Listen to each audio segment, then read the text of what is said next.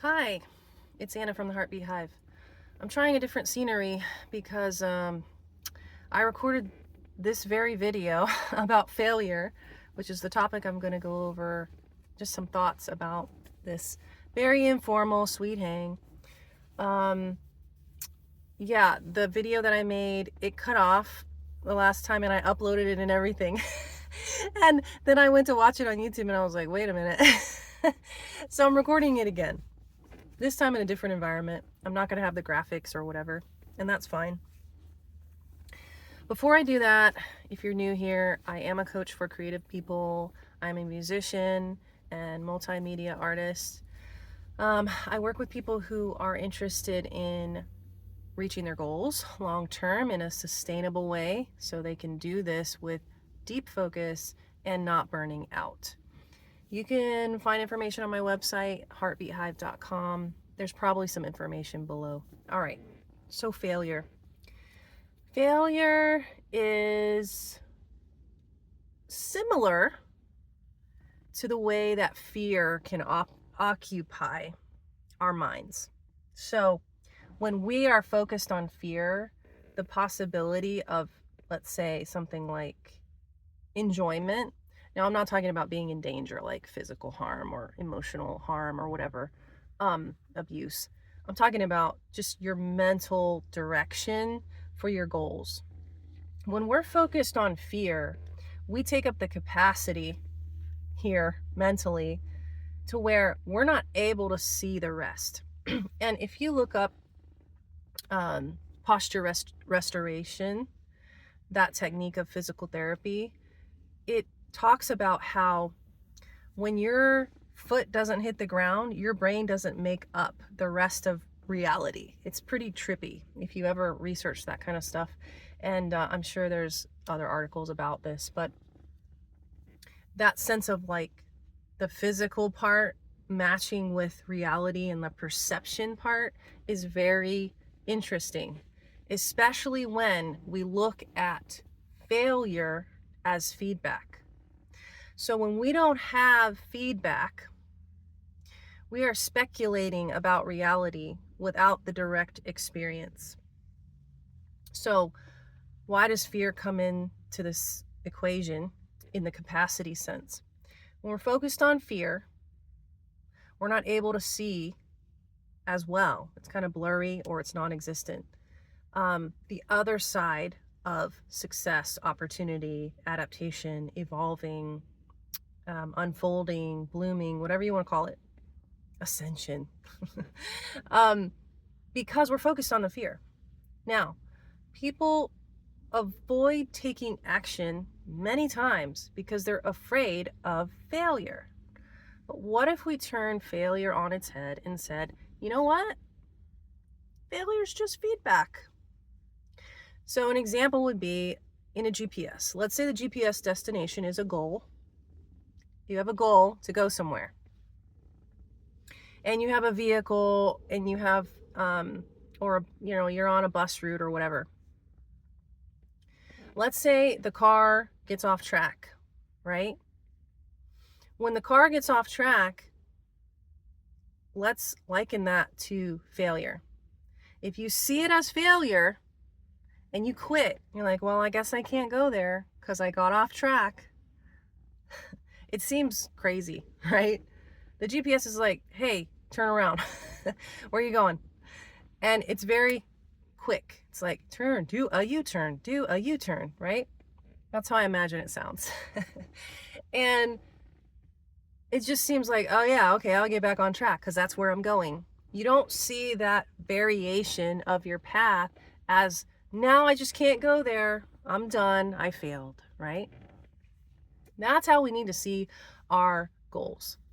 Now, when you get off track on the GPS and you're way off track, it's like, hey, you still want to go this route? And it's like, why don't we take this other highway, right? But the goal needs to be very clear for it to do that. In your creative work, when you have clear goals, it's easier to notice when you're off track, but it's also a directional point that you can point your energy toward. Now, failure and feedback are on the same spectrum. The difference is what you define as failure. So let's say in a competition, you don't win. Many athletes will tell you, I don't see that as a failure because I had to go through that competition to understand exactly what I need to do next time, exactly what I would do differently.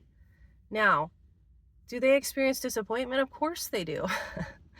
But the extreme athletes, the people who are best at what they do, they see those as opportunity and they're like, yeah, oh, bring it next time, because they have the direct experience. They're not speculating about how it's supposed to go. They went and took the action and were willing to face the effects and consequences of their decisions, to take action, to train, to show up consistently, even on days when they're like, I don't want to do this. What am I doing? We need to be that way with our art. We need to understand, and I'm talking to myself as well, understand that failure is just feedback. And you know what? You can even just eliminate the word. What I'm into is the direct experience, and here's why. Without that perception of what it actually is like, it's all theory. It's all imagination and speculation. It's not what it actually means to do the thing. You know, you're a poser at that point.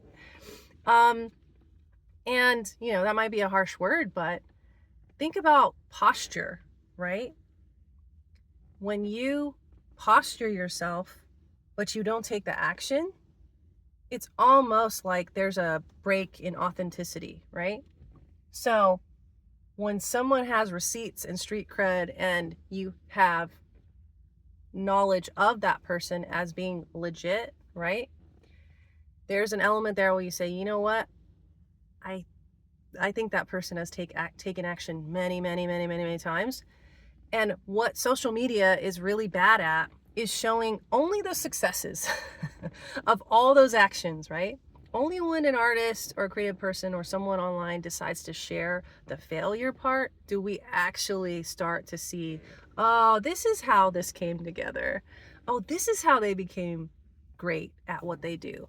This is how they became the artists that they are. It's including all the failure, and the failure took the action to come about. The feedback, I should say, not failure. They got feedback, oh, adjust. Feedback, maybe that's not my style. Okay, feedback, yeah, I hit the wrong note. I didn't get the jury competition, whatever, if you're a visual artist. If you're a chef, no, I didn't, that meal didn't do so well, right? But beating yourself up over it isn't gonna help. You gotta move on to the next thing. You gotta reflect and be like, yeah, okay, I'll change this, it's okay.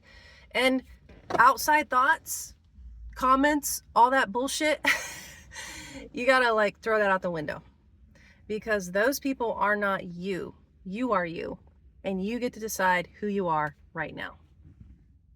So those are all the thoughts I have today. I could expand for hours, but I'm not going to. If you're struggling with thinking of your actions and fear and labeling something as the trying part and the doing part and the action part as failure, turn that around and just say, you know what? It's an experiment. I'm here to get direct experience and feedback. And from that, I will build my skill. I'll just build it little by little, and I'll eventually get to a point where my skill is so developed because I keep showing up and I keep making these adaptations because I have the direct experience. You will start to see yourself differently. And I'm not saying that every single time you're going to take an action, it's going to be a hit, okay? It's going to like hit the mark and you're going to feel great about it. Some days you're going to feel like total garbage. And some people might even say that to you, but don't listen to them. You just keep going and adjust and take that feedback and stay on your path, and you will know. You'll know, because you've got the experience and the knowing. It will show you where to go. Okay, I'll see you in the next video. It's been a sweet hang. Bye.